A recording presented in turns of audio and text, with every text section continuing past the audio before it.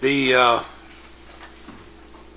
next item for conditional use permit, I do have one member of the public wishing to speak. Mr. Johnson, may I have the resolution, please? Thank you, Mr. Mayor. I move that Resolution 2008-072, a request for a conditional use permit, Boys and Girls Club of Sierra Vista, be approved. Second. Moved and seconded. Mr. Herwig. Restrained members of the council, ladies and gentlemen, this is a public hearing for a conditional use permit for the Boys and Girls Club, who are proposing to locate at 1746 Paseo San Luis. On the map here, this is Snyder Boulevard. Here's Linda Way. Of course, State Route 92 is over here, and this is Paseo San Luis. And the area that we're discussing is highlighted here in orange. This is the former location. Many years ago, it was the Gymnix Center, and then it was occupied for some years by charter schools, and it's currently vacant, and it is the site that they're looking at.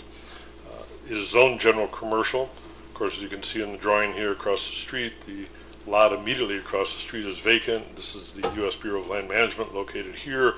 Paul's Pub, the Young Ones Center is here, a federal facility is here, and then there's a mix of commercial and offices behind it, and an auto dealership here a little farther to the west. The building contains a little over 11,000 square feet, and as you see in their application in your packet, they estimate that they'll begin with about 150 children in the program, and over the years hope to get it up to somewhere in the neighborhood of 300 children. Of course, as you know, there was some consideration by the Boys and Girls Club on a different location earlier in the year.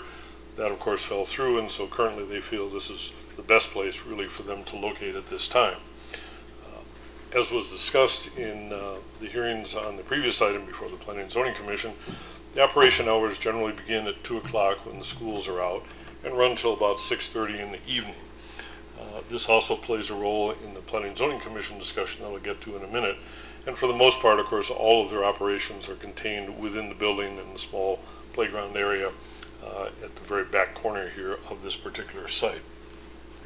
As required by the CUP process for the city, the Planning and Zoning Commission did hold a public hearing, and 2 people spoke at that hearing.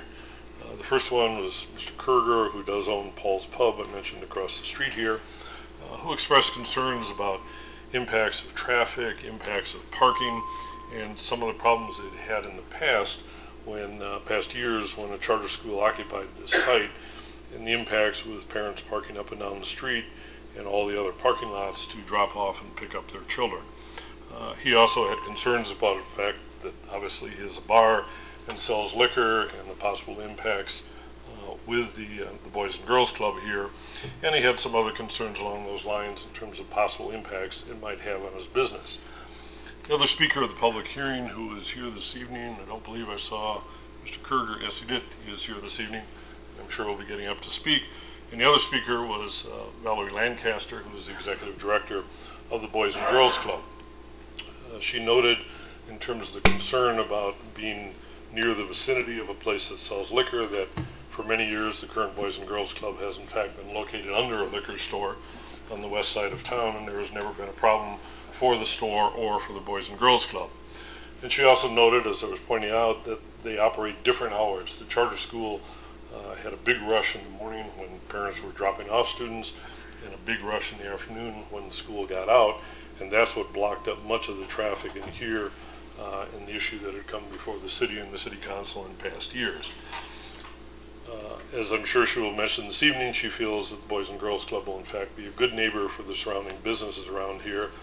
And because the children who come to it are all brought by school buses who will actually pull into the parking lot, drop off the students there, it will not be affecting the traffic on the street, and then the parents pick them up at a staggered period of time between 2:30, 3 o'clock, all the way up to 6:30, and so many of the impacts that have been faced by the businesses surrounding when it was a charter school, she does not feel will play a role now that it would turn into the Boys and Girls Club.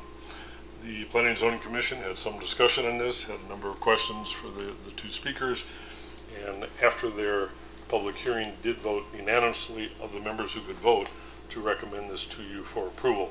One of the members who's also here this evening, I believe, Mr. Krapps, had to step down because of the fact that he is on the Boys and Girls board of directors and runs the car show for them. But the remaining members voted unanimously to recommend this to you for approval. As I said, Mr. Kerger is here, Ms. Lancaster is here, and I'm certain they can answer any questions you might have. Okay, thank you. Any questions of council at this point? If not, I'll acknowledge Mr. Jim Kerger, who wishes to speak on this subject. Mr. Kerger, if you'd come up to the lectern, please. Introduce yourself and your address, and the lights will show you when your 5 minutes are over.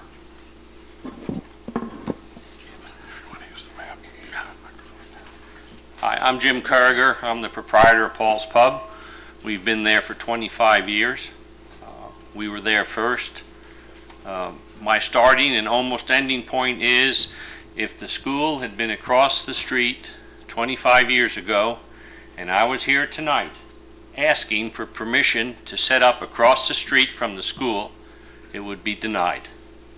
However, that's not the case. They're here tonight asking to set up across the street from Paul's Pub.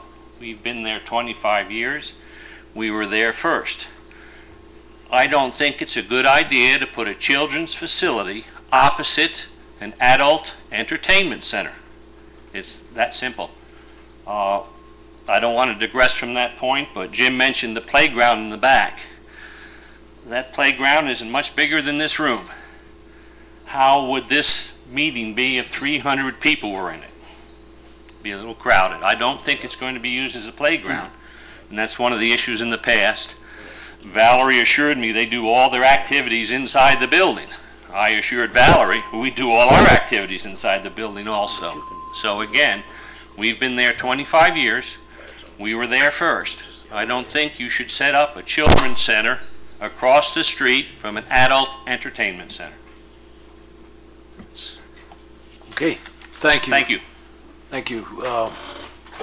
Council, comments, suggestions, questions?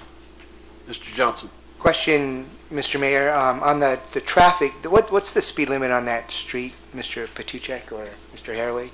I believe it's 25 miles an hour. Or 50, 25? Yeah.